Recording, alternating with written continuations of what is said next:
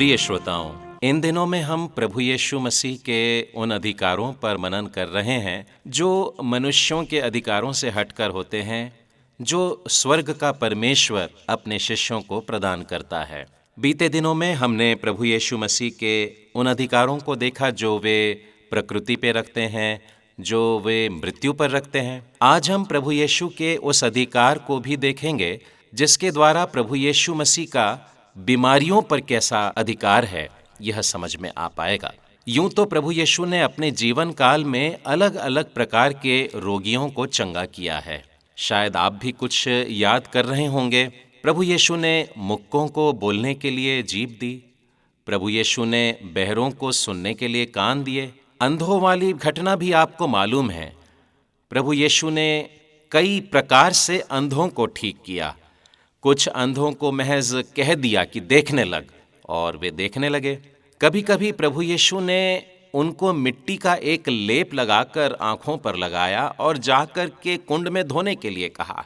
एक उदाहरण में तो ऐसा प्रतीत हो रहा था कि प्रभु यीशु का आश्चर्य कर्म कहीं फेल तो नहीं हो गया, क्योंकि अंधे ने कहा था कि मुझे मनुष्य ऐसे दिखाई दे रहे हैं मानो पेड़, और प्रभु यीशु ने फिर से एक बार उसे स्पर्श करके उसे पूर्ण चंगाई प्रदान की थी। मेरे मित्रों, हर घटना के बाद प्रभु यीशु उस बीमार व्यक्ति के विश्वास के बारे में अवश्य कहते हैं, वरन यूं कहते हैं कि तेरे विश्वास ने तुझे चंगा किया है। मनुष्य जब शारीरिक चंगाई के लिए प्रभु के पास में आता है तो बहुत आवश्यक है कि उसके भीतर एक विश्वास हो कि प्रभु यीशु उसे स्वस्थ करना चाहता है। दूसरी बात, हम में वो चाह होनी चाहिए और यह विश्वास भी कि प्रभु यीशु सचमुच में हमें चंगा करेगा। एक बार एक कोढ़ी व्यक्ति प्रभु यीशु के पास में आकर के कहता है कि यदि तू चाहता है तो मुझे अच्छा कर सकता है। प्रभु यीशु को यह वाक्य अच्छा नहीं लगा कि तू ऐसा क्यों कहता है कि मेरे चाहने पर यह निर्भर है कि तू अच्छा हो जाए, क्योंकि प्रभु यीशु तो किसी का भी दुख नहीं चाहते। वे चाहते हैं कि अवश्य ही हर बीमार व्यक्ति स्वस्थ हो जाए। क्या आज आप बीमार हैं या आपके घर में कोई व्यक्ति बहुत बीमार है, बिस्तर पर पड़े हैं? क्या आप प्रभु यीशु मसीह पर विश्वास करते हैं? क्या आप यह बात जानते हैं कि प्रभु यीशु को हर प्रकार की बीमारी पर अधिकार है? क्या आप यह जानते हैं कि प्रभु यीशु आपको अच्छा भी करना चाहता है? एक छोटा सा उदाहरण मैं आप लोगों के सामने लेना चाहता हूं। यह मरकुस रचित सुसमाचार और उसके 5वें अध्याय में मिलता है। आपको याद होगा, पिछले संदेश में आपने सुना था कि प्रभु यीशु याईर नामक आराधनालय के सरदार के घर जा रहा था कि रास्ते में एक बीमार व्यक्ति मिल गया। जी हां, आज हम उसी बीमार व्यक्ति के जीवन की इस दुख को थोड़ा सा देख पाएंगे। नगरी में आए हैं यीशु आज, चाहती हूँ लेकिन जाऊं कैसे वहां,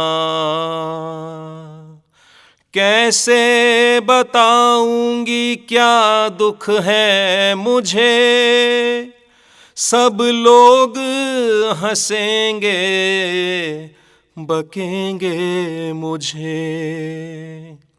हिम्मत जुटाकर कदम मैं बढ़ाई, छू लूंगी उसके कपड़े का किनारा। ज्यों ही छुआ त्यों ही मैंने जाना, तन में लहू का बहना थम गया। कल तक सुनाती थी अपना ये रोना, आज सबको बताती हूँ किसने बचाया। प्रिय श्रोताओं, ये उस स्त्री का वर्णन है जिसे 12 वर्ष से लहू बहने का रोग था, और लिखा है उसने कई डॉक्टरों को अपना सारा पैसा दे चुकी। शायद आज के समय में होती तो एलोपैथी डॉक्टरों के पास में गई, होम्योपैथी वाले के पास गए, आयुर्वेदिक, यूनानी, सब प्रकार के, क्योंकि यहाँ लिखा है बहुत वैद्यों से बड़ा दुख उठाया। सब लोगों ने इस बीमार व्यक्ति से खूब सारा पैसा ऐंठ लिया।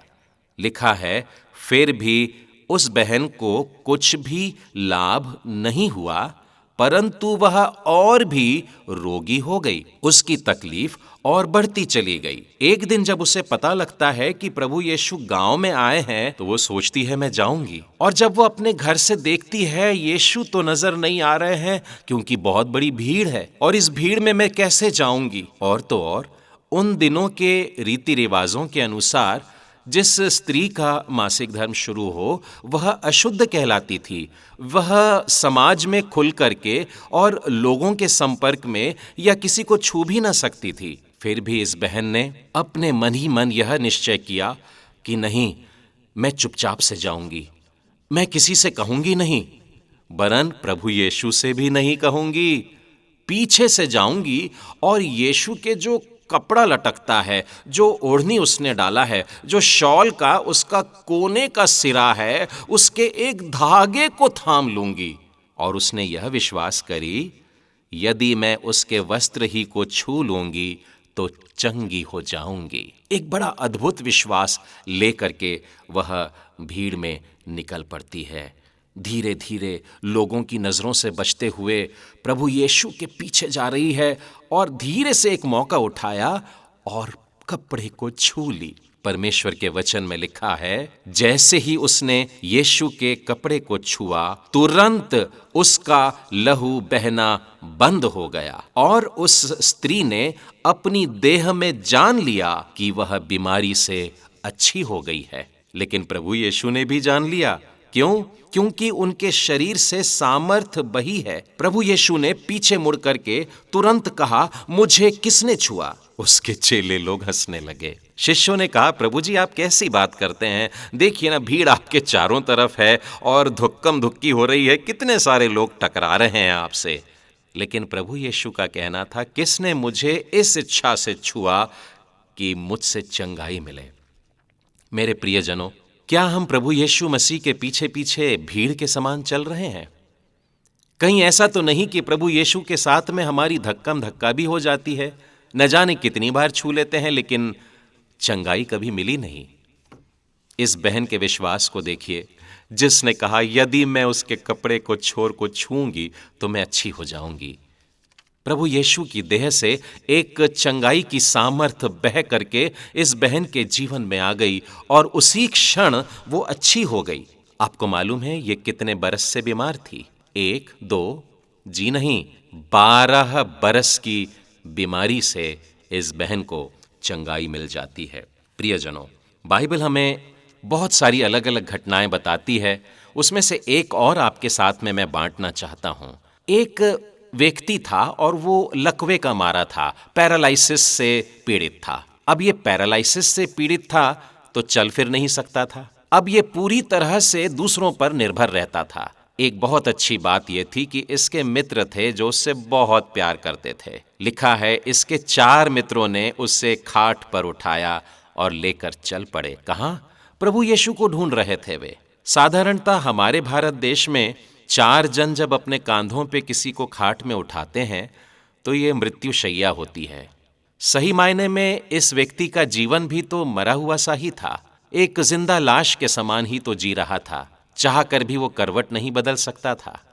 लोगों से कहता, इशारों से कहता, कह जाता और जिसको तरस आ गया वो उसको मदद कर दे। लेकिन इन 4 भाइयों के विषय में लिखा है कि इन्होंने प्रभु यीशु को ढूंढा। भीड़ थी, कोशिश किया भीड़ को चीर कर पहुंच जाए, लेकिन कैसे पहुंचे? तब उन्हें नजर आया एक घर जिसमें प्रभु यीशु प्रचार कर रहे थे। ये चारों ने अपने मित्र को ले जा करके उस घर के छत पे रखा और देखिए उनका विश्वास, एक जोखिम उठाने को तैयार हो गए। उन्होंने उस घर की छत को खोलना शुरू कर दिया।